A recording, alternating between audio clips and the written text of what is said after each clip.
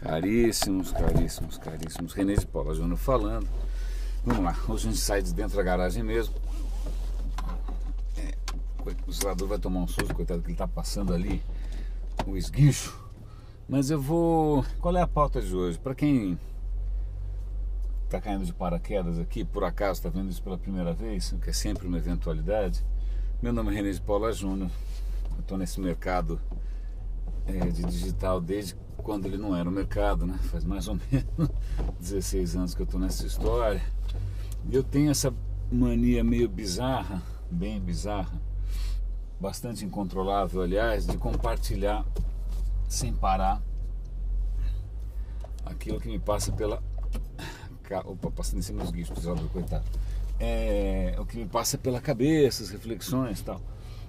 Na verdade, eu percebo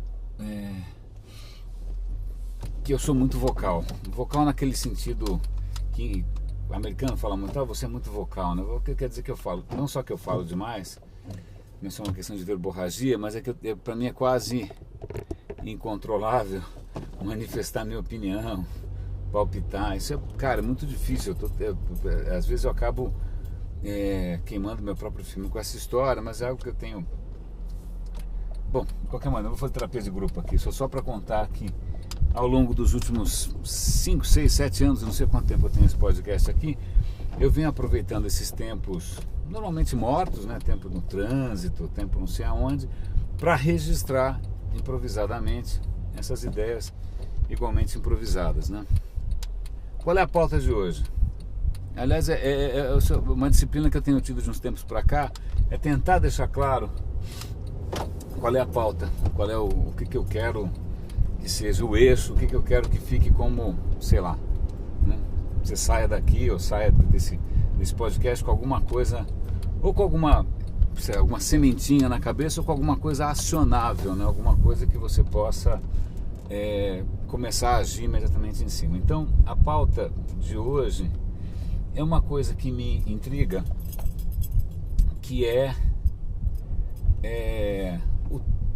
vou colocar em outros termos, até colocar um contexto histórico. Ontem de manhã, anteontem à noite, eu fui fazer um pagamento pelo meu banco, na internet, e aí ele solicitou um componente de segurança. Aí eu estava no Mac, aí não instalou no Chrome, não instalou no Safari, não instalou no Firefox. Eu falei, tudo bem, volto para casa, faço no PC. Aí não funcionou no Chrome, não funcionou no Internet Explorer, foi funcionar só no Firefox. Até aí eu já tinha tweetado, já estava transtornado e tal. E eu vim com uma ideia, que essa sim é o eixo de hoje, que eu tuitei assim, adoraria que as empresas gastassem uma fração do que elas gastam para parecer bacanas na qualidade do seu serviço. Esse é o tema. Esse é o tema. Eu não sei qual é o seu trabalho, eu não sei aonde você trabalha, eu não sei com o que você quer trabalhar, mas existe uma fortíssima chance de que você ganhe mais e se divirta mais e tenha mais trabalho fazendo coisas coxinha parecerem bacanas. Batata. Isso é onde você vai lá para fazer de conta que um banco é legal, que ele é feito para você, que ele investe em social media, né? Ou que, sei lá, ou que alguma marca é jovem, ou que alguma coisa é dinâmica, ou é inovadora. Acho que é mais ou menos como na indústria da saúde, que é uma metáfora, uma analogia que eu acho legal. Acho que ninguém ganha mais dinheiro do que o cirurgião plástico, né? A menos, né? Não é? Faz fila, né? Faz fila. O resto o cara precisa ficar doente para chegar lá, né? Mas o cirurgião plástico não. Todo mundo é candidato a ficar mais bonitinho e gasta uma grana com isso e só vai lembrar das outras especialidades quando a casa cair, né? Isso, de uma certa maneira, para minha surpresa, se replicou no digital, tá? Quando começou essa história lá atrás, acho que alguém me perguntou outro dia por que diabos eu tinha saído de TV, eu trabalhava em TV antes, para começar a trabalhar com essa coisa que nem era o mercado ainda, que era internet, 96 por aí. Cara, não tinha budgets para isso, ninguém sabia onde ia dar, né? Era uma coisa, confesso, meio juvenil, meio romântica, de que essa seria uma mídia, essa seria uma plataforma, essa seria uma, sei lá, uma novidade que talvez mudasse a regra do jogo, que revertesse o jogo, que criasse novos jogos, ou que de alguma maneira quebrasse um pouco um certo encanto, que acho que me incomodava bastante na época, que era o seguinte: você tinha aquela questão de mídia de massa, né, que se aprendia na faculdade a odiar, porque havia uma coisa chamada indústria cultural e a mídia de massa e os impérios de comunicação, né, se aprendia a odiar isso.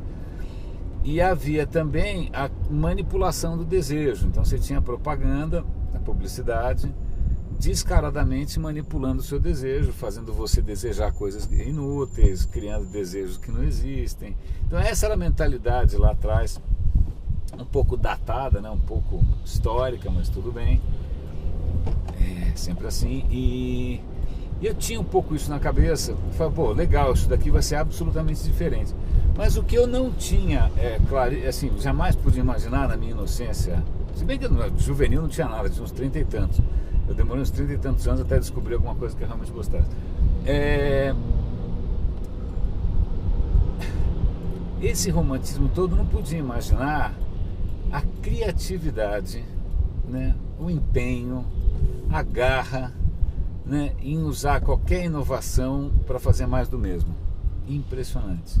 Então, sei lá, quando surgiu a internet, a grande pergunta não era, pô, como é que a gente vai transformar a sociedade, como é que a gente vai, sei lá, vai mudar a educação, como é que a gente vai mudar a democracia.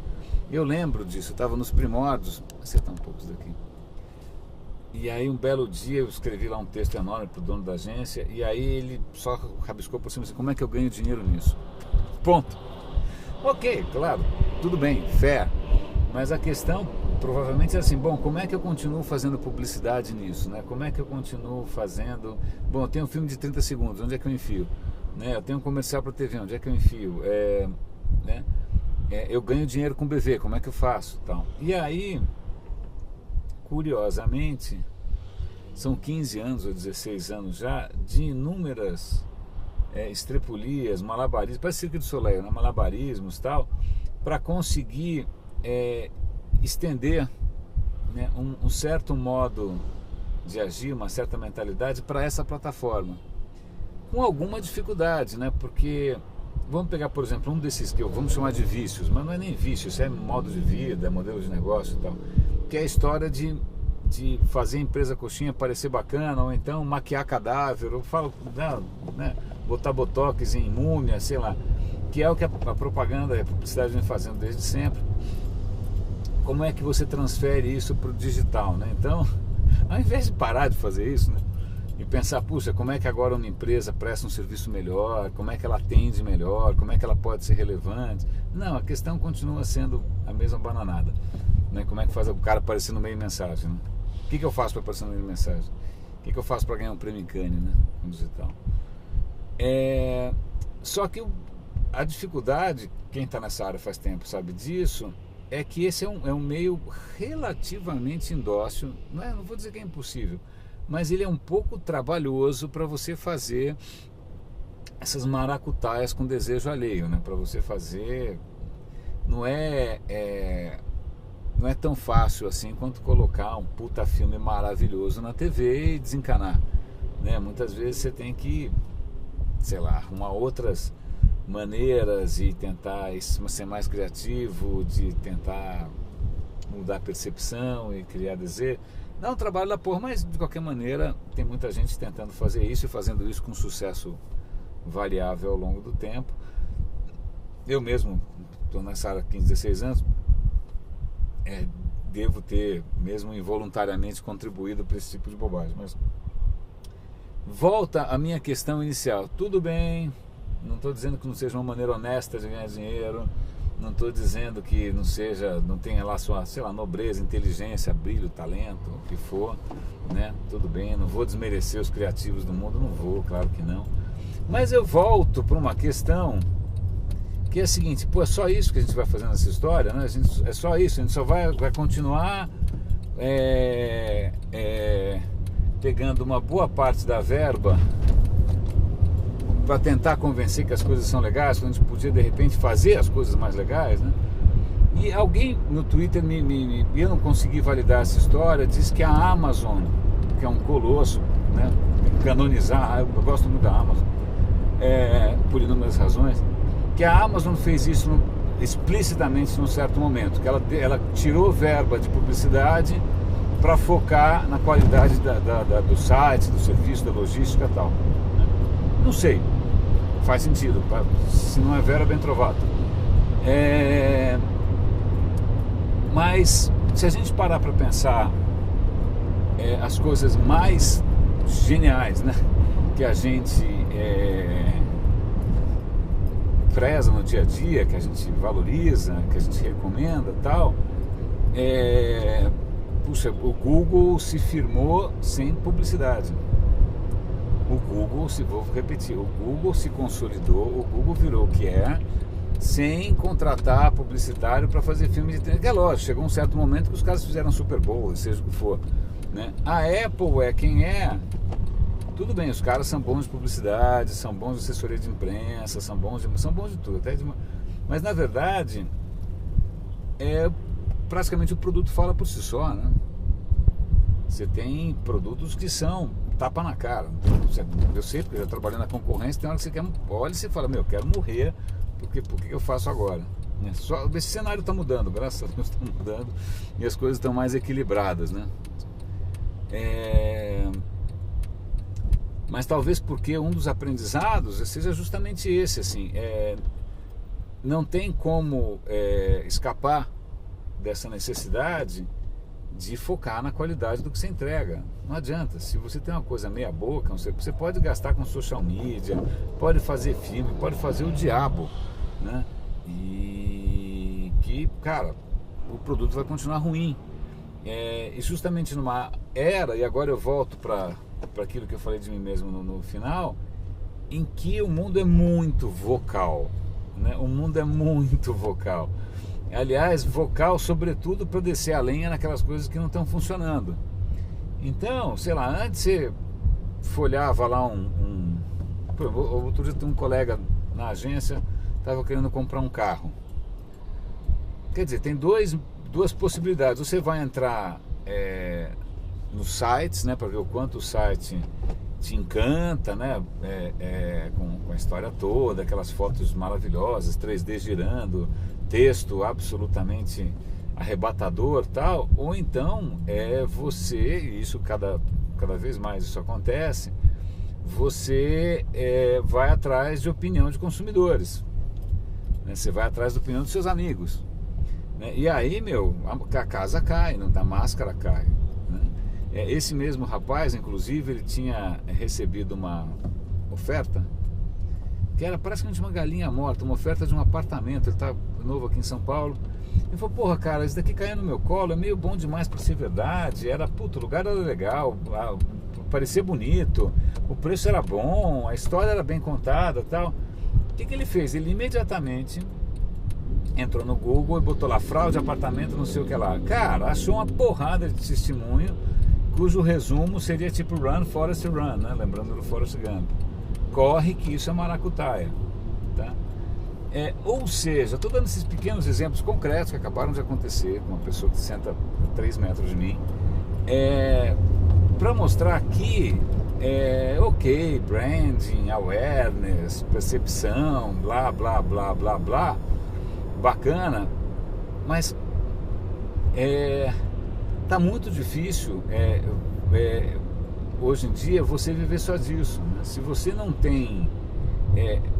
Ontem, por exemplo, eu estava num ponto em que eu estava prestes, e só não fiz isso até agora porque eu estou um pouco enrolado, vou fazer isso no final de semana, a mudar de banco, simplesmente porque o site não me atende. Ponto. Pode falar o que quiser, pode fazer campanha bonita, pode botar um vídeo com uma locução sedutora, dane-se. Cara, eu quero um troço que funcione, é meu dinheiro, é meu banco. Que história é essa? Né? Não estou entrando num clube, né? Não é um grupo de amigos, né? Não quero conversar com o banco, eu quero dinheiro a hora que eu bem entender, né? Então, só que isso é uma coisa curiosa. De novo eu volto para um tema que é bastante recorrente para mim, que é o seguinte: esse tipo de raciocínio, ok, como é que a gente melhora? E aí eu vou citar uma disciplina na qual ando envolvido faz anos, tal, a experiência do usuário. Para valer, a experiência, não a percepção, o desejo, o whatever, a experiência, né? Esse tipo de assunto que tem a ver justamente com a melhora da qualidade do serviço, né? Como ser relevante e tal, isso tem, infelizmente, muito menos espaço, muito menos atenção, muito menos foco do que eventos de marketing digital. Por quê? Aí vem de novo aquela questão. Porque UX, assim, tem a ver com... É meio a lição de casa interna, ainda é uma coisa um pouco de especialista. E, na verdade, quando você fala de experiência do usuário, para você efetivamente mudar isso, é uma coisa que atravessa várias áreas da própria empresa, né? Vai passar desde o, sei lá, do pessoal de engenharia até o pessoal de comunicação, uma porrada de coisa, o pessoal de varejo. Agora, marketing digital, que é, na verdade, como é que a gente continua, como é que a gente tenta continuar fazendo a mesma coisa que a gente sempre fez, só que de outras maneiras, né? Isso, ele já está mais ou menos calcado em profissões que já existem, departamentos que já existem, em gerências que já existem, em budgets que já existem, e não só. Esse povo todo, talvez por um certo pânico, né, nesse cenário em que, né, essa questão toda talvez comece a ficar cada vez mais secundária, os caras ficam, cara, como é que eu ganho dinheiro com isso, como é que eu sobrevivo, né? Então tem um esforço aí de quem está agonizante, né, o canto do cisne, do cara se autopromover, do cara auto chamar atenção. Então esse tipo de evento, de discurso, ou de assunto, ou de tema, acaba, por autopromoção e por N outros mecanismos, ganhando mais atenção do que merecia. Ainda mais porque é mais fácil falar de um assunto novo, de um assunto antigo num contexto novo, do que falar de um assunto novo num contexto novo também. Quer dizer, estou chutando, né?